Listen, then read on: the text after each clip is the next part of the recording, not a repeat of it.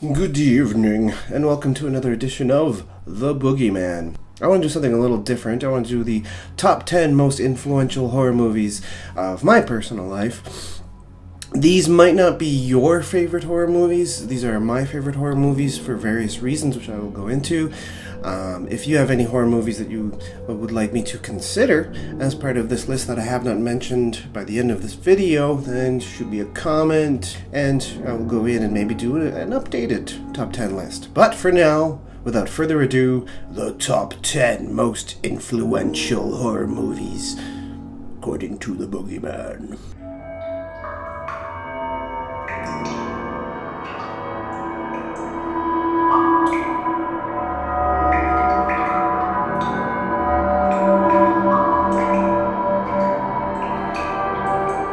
So number 10 is a relatively old movie called Event Horizon, starring Sam Neill, who people might know from his stints on Jurassic Park. This film takes an interesting turn of the traditional horror formula in the respect that it actually tries to update horror a little bit. The basic premise is a group of scientists on a rescue mission for a lost spaceship. While they go into deep space to look for this abandoned ship, they realize that they have gotten access to kind of an alternate dimension, very similar to what traditional religious people would consider hell. So it kind of updates the idea of hell as being this dimension of pure chaos and insanity. The reason why it's not higher up on this list is it does go into cheeseball territory, but for the most part it's a very atmospheric, dark, and creepy ride into sci-fi horror that has an interesting sort of justification for the chaos in the dimensional theory that they have within the movie. Number 9 is a Serbian film. Anyone who has seen this film know why it is horrifying. After watching the film the first time, I pretty much felt like I wanted to bleach my soul to try to clean myself from the horrible things that I had seen. And this doesn't sound like it's much of a recommendation, and actually I don't recommend this movie at all to anyone. So why is it number 9 on my most influential horror movie list? Is because I have very rarely experienced in any other film this feeling of just being horrified with what I was seeing. Throughout the film, it's basically about an ex-porn star that tries to make one last bash to just kind of wash his hands clean of the industry and the kind of disturbing things he sees on his last mission. They go into some territory in the movie that definitely defies taste. It's definitely in bad taste, and the film makes no apologies for being in bad taste throughout the film. And that's one reason why it's influential, is that it's the most courageous film I've ever seen in its hatefulness. The filmmakers must have gotten together and said, how can we really make every last human being that watches this film incredibly uncomfortable in as high a level of discomfort as we can? And they succeeded, I believe. So that's why it's number 9 on this list. Number 8. Now, number 8 isn't a great film by any standards, but it's kind of the first film that introduced me to this idea of a film I wasn't supposed to see. This movie is called Evil Dead. It's the original, and it was part of a list called the Video Nasties.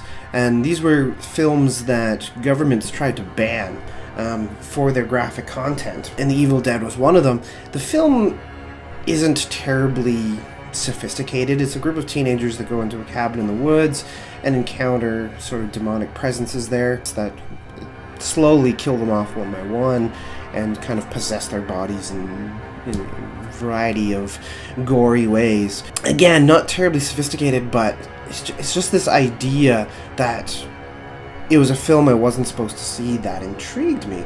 And the Video Nasty list was a great promotional material for any film that was on this list. Cannibal Holocaust, Evil Dead, any of these films, to a horror buff, they're kind of a mark of pride that you've seen them.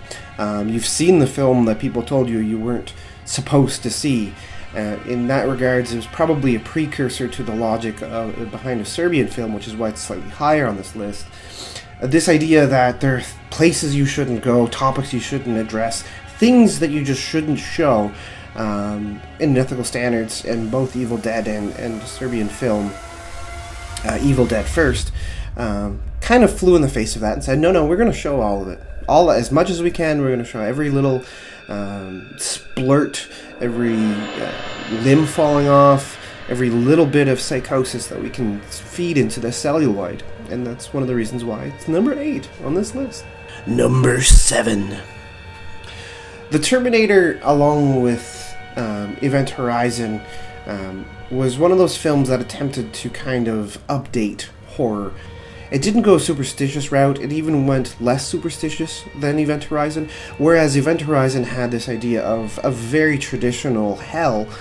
The Terminator kind of kiboshed that and said, you know what, the hell that we kind of can look forward to in our future may actually be man-made and may actually exist in this realm. And it was very revolutionary for that idea in horror. This idea that we made our own demons, quite literally. The film, of course, ushered in a slew of Arnold Schwarzenegger one-liners. I'll be back. But I digress. The Terminator was one of those films that, was very concentrated in terms of its atmosphere and had a very evocative atmosphere of technology gone awry, that this Skynet would basically take over. The computers would basically want us dead for our transgressions. Some believe that maybe that's fair. I won't say one way or the other. Number 6. Number 6 is a film very much beloved by me personally as one of the films that introduced me to the philosophical nature of horror and how deep it could be. And that film is Lord of Illusions. A film by Clive Barker, very neo-noir, very dark and dreary atmosphere. But what was interesting to me with Lord of Illusions was that it heavily commented on religion by basically asking the question, if there was this powerful godly creature that hated humanity, would he still be worthy of being worshipped? And the filmmakers did a great job of kind of comparing Nyx, which is the film's primary antagonist, with religious zealots like Charles Manson, Jim Jones, and all the other Kool-Aid loving fellas, in a way that still strikes me as kind of a cautionary tale for anyone seeking religion. For me personally, to this day, of course, one of my favorite lines is Nyx, this magical character that actually has real magic at his disposal and is very godlike, basically saying he was born to murder the world. I cannot help but look at groups like ISIS and militant fundamentalist religious zealots and think that this is kind of the god that they worship, or at least a type of god that they would approve of, which is frightening in its own right. The film also has a wonderful play on this idea of the difference between illusion and magic, and of course many prominent magicians like Chris Angel are heavy skeptics and of course often comment on how magic is really just an illusion. It's a suspension of disbelief in much of the same way that any good story like Lord of the Rings or The Hobbit is a suspension of disbelief. While you're there, you kind of make the assumption that it's real, but after all is said and done and the credits roll, the curtains close, you know as an audience member that it was all just an illusion. It was all make-believe. Lord of the Illusions questions that and says, well, what if it was real? And what if we had this hateful god creature, this very powerful being who actually just had this at his disposal and hated us? He hated human beings and hated humanity and hated life and was just a very hateful being. A very cautionary tale for any religious people who seem to focus on hate, and may be very sensitive to any religious person speaking with at least what I saw as hatefulness. So yeah. Number 5. The Crow is one of those films that just has to be on any list of favorites for me because it's such a rich emotional ride of a film. A love story that was influential to me in my definition of love, this idea that love transcends death and that love can survive even after death, is a very beautiful and romantic idea. And yes, even though I'm an atheist, a skeptic, and a single white male who's very focused on being cold and rational, I do have a little tiny bit of romanticness in me. Nobody's perfect. So this idea that love transcends everything, even the grave, is this wonderful mix of beautiful imagery, beautiful romantic imagery, and this gallows type of atmosphere. And it really affected me when I watched it as a young teenager, to the point where I really identified with this world of rich black and whites, like I said, with rich, loving relationships and extreme violence and just this rich palette of just about everything that you can think of that the filmmakers put into this with an immense amount of love.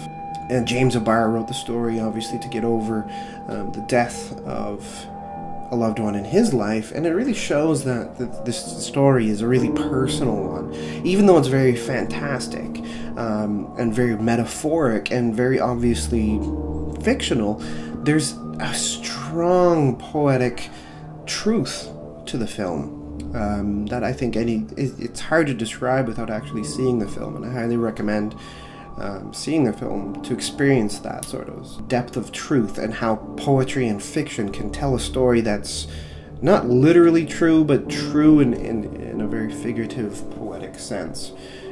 So that film's high on that list for that. If you haven't seen The Crow, what's wrong with you? See it right now. Well, finish watching this and then go see it. Number 4.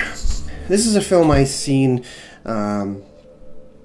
at a fairly young age, Night of the Living Dead, in which "they're coming to get you, Barbara," became kind of a catchphrase. The thing I love about Night of the Living Dead was, again, this richness of philosophy that I wasn't expecting, because it's the basic premise of Night of the Living Dead begins fairly simple, with these group of survivors trying to holed up in a house while these creepy zombie-like creatures attack them. But what struck me is that throughout the story, you had these interesting dichotomies of personalities that really didn't fit in the same space but had to. And near the end, even as people were kind of rectifying in a diplomatic fashion their different personalities, it kind of had a very cynical approach that the damage was already done. Of course, there's a slight bit of controversy that seems irrelevant to today, but was actually highly relevant for its day, was the inclusion of a main star as an African American, as a black fella. Because I have no idea if he has any African or American in his passport, but I digress. With a black man as the star of the film, it subtly commented on racism in a way that you didn't really notice until the end.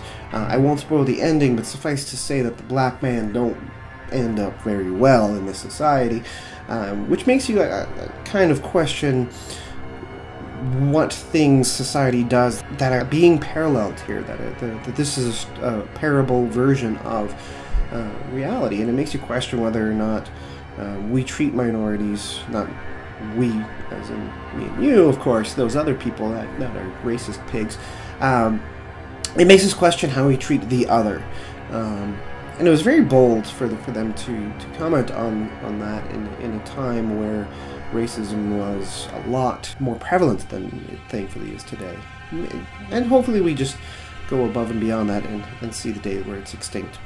But this is a good film for talking about really deep issues in a surprisingly simple, deceptively simple way that really kind of resonates with you, especially at the end when you realize what experiences and what topics have been discussed. Number 3. Number 3 is a film that blended fiction and non-fiction in my mind in a very intellectual way, and I'm surprised that there's not much more of a resurgence with today's fascination with zombies. That film is The Serpent and the Rainbow, a relatively old film about zombies, our favorite topic apparently in today's day and age, with The Walking Dead and World War Z and Warm Bodies and all these myriad of zombie films and television and zombie media. Video games, zombies seems to be everywhere. What's interesting about the film is it takes the premise of zombies and goes back to its roots and kind of questions how it became in a very skeptical sort of way that, without spoiling too much, you could read as a very scientific approach, but has a sort of play with it in the regards that these, shaman or witch doctors, or whatever the preferred politically correct term is. Witch doctors. Let's say witch doctors. Yeah, sounds cooler. They played with a lot of kind of hallucinogens and neurotoxins to mimic this idea of the living dead. And the movie plays on that in a way where you can read the entire film as being straightforward, never venturing off into the supernatural, but showing you the perspective of these hallucinogens. Or you could kind of, if you wanted to, say, okay, well, when we're going off into crazy la-la hallucinogen land, that's where the supernatural of this film really begins. And I love that dichotomy, that you can read the film in more than one way. You can read this mythology in more than one way. I think it makes it terribly interesting. Number two is a film that I still rewatch pretty much at least once a year. I adore, and I think it's one of the best, at least at this moment, cinematic representations of a very Lovecraftian sort of mythology, and that, of course, is the film In the Mouth of Madness. Now, anyone who's familiar with the writings of H.P. Lovecraft, he was a wonderfully dark, macabre writer. I think, personally, him and Poe are two of the best writers of the macabre, if you're getting into authors that are currently dead.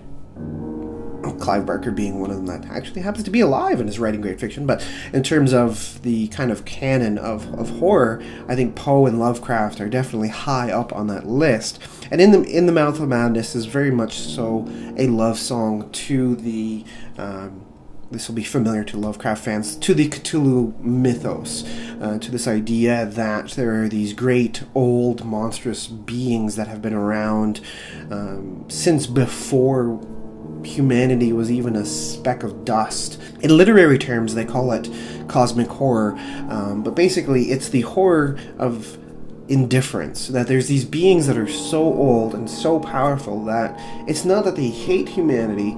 Humanity is just insignificant. It is humanity is ants in their foundation. And In the Mouth of Madness very much so plays with this idea that there's these ancient beings that really just want to take over and to rule the universe once again. It was probably one of John Carpenter's best films. I would argue, between this and The Thing, I would argue In the Mouth of Madness is actually John Carpenter's best film that he has ever made. Internet trolls, come at me. But that being said, I do think it's definitely one of the best films that ventured off into the Lovecraft mythos that I personally have seen in a long time. Of course, there are many films of the Lovecraft mythos, but I find this is the most sophisticated, well done, interesting of the lot. So I highly recommend it. Go see it. If you haven't seen it, why the hell not? Finish watching this video.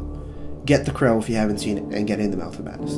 Definitely. Get all of these films except for a Serbian film, because that's horrible in too many ways. Now, before I get to number one, I wanted to give a few honorable mentions. These are films that didn't necessarily influence me per se, but I think are just terribly good films, and any horror lover should definitely seek them out if they haven't seen them already, and any horror lover probably rewatches them on a regular basis. Okay, so the first honorable mention that I will go to is a little film called Predator. The original Predator was a delight in the respect that it kind of played with this idea of alien visitation, but did so in a way that definitely made reference to the other. And in philosophy and psychology, people often reference the other merely as the female, the minority, the outsider. This idea that somebody outside of yourself, and how we deal with that. And Predator kind of looks into the fearsome of that. What if the other is dangerous and vile and violent? But what's interesting is throughout the film, and the film series, this is true of all of the Predator's films, there's a certain nobility as well to this other, where it's not just flat out an evil, vile, vicious creature, it's an interesting and violent being, much like humanity. We could afford to be less violent, and I highly recommend the films for that regard. Next is Alien or Aliens. It really doesn't matter which one, because I think they're both equally as influential in the horror genre. They do a lot of the same things that Predator does, commenting on the other, except they very much so extend beyond the anthropomorphic other. This is... Nobody's looking at the aliens in the Alien franchise and saying, I see myself in those things. Even though they do have kind of hands and legs and are vaguely human-like, they're very much so insect-like, much more than they're human-like. And in that regards, they're very much so a very aggressive animal in the way that predators are very tribal, other human. And of course, the chestburster scene. Everyone loves it.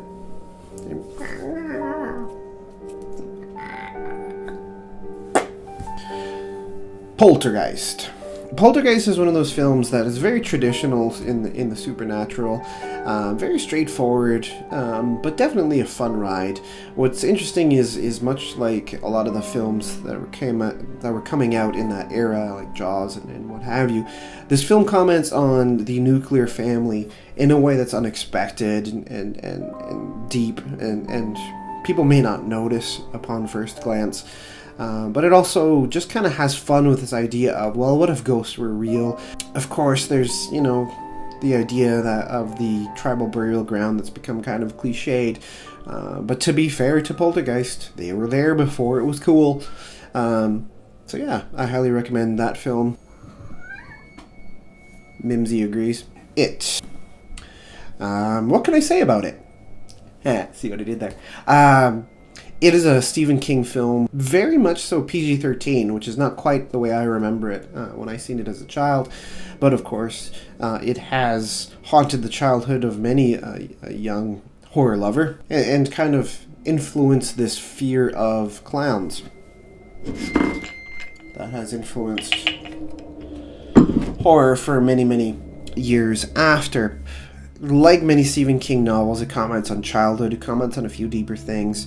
But for the most part, it's just a fun ride down psycho clown land. A little bit more serious than Killer Clowns from Outer Space, but just as fun. Critters is a little bit of a guilty pleasure.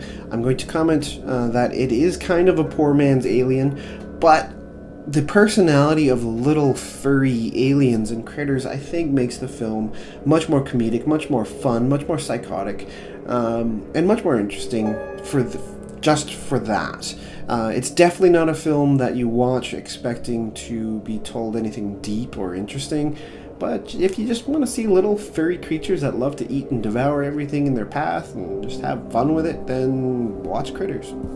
After finishing this video, of course. So, without further ado, number one.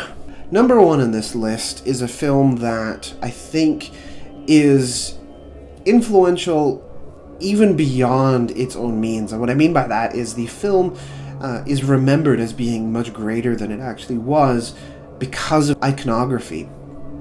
And that film is Hellraiser. The Cenobites, to me, they really solidified this idea of the tortured soul that is really at the heart of any sort of horror tale. And what's interesting is throughout the film, the first film, they comment that they're angels to some and demons to others. This idea that these creatures, these abominations of reconfigured flesh that was once humanity are both a benefit and detrimental to humanity, and they don't really care which way you see it. Their way of operating is really like a scientist looking at a subject in a very detached sort of way. And I really love that approach because up until Hellraiser, many of the horror villains were either monstrous or animal-like and very kind of, not necessarily brain dead, but non-human and non-logical in their thinking, non-rational, or rational in a very violent sort of way. Whereas the villains in Hellraiser are almost regal. They're like princes looking over their kingdom. They have this very sophisticated approach in their language and their demeanor that makes them scary simply because they take such care in the way that they portray themselves. There's countless speeches that the Cenobite leader, known as Pinhead, if you want a better title than Pinhead, you'll have to wait till the Scarlet Gospels, which is coming out soon. Clive Barker is going to delight horror nerds like me in about a month in May, expected sometime this year. And he's giving the Pinhead character a more regal name. But there's many discussions that Pinhead makes throughout the series where if you just take that sample of these diatribes that he has, they're frightening in their own right. We'll tear your soul apart.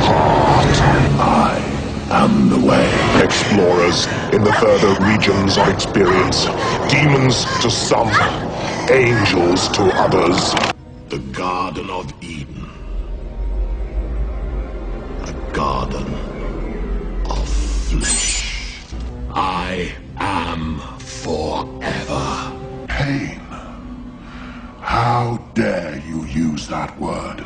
What you think of as pain is only a shadow. Pain has a face. Allow me to show it to you, gentlemen. I am pain. Oh, no tears, please. It's a waste of good suffering. Or even just the diatribes that he gives. There's just this very regal sense of he's proud, very, very proud of how violent and callous and cold he is. And I find that very frightening, just in the regards that he's proud of something that most people would consider a lack of humanity. He's proud, and I think that makes him frightening. So there you have it. There's the list of films that I find personally influential. If you liked it, definitely like or comment below. If you hated it, send me a private message about what you hated. If you want to see more, subscribe. And, as always, fear nothing, not even me, the Boogeyman, signing out. Boom! He gives me the heebie-jeebies. I'm out of here.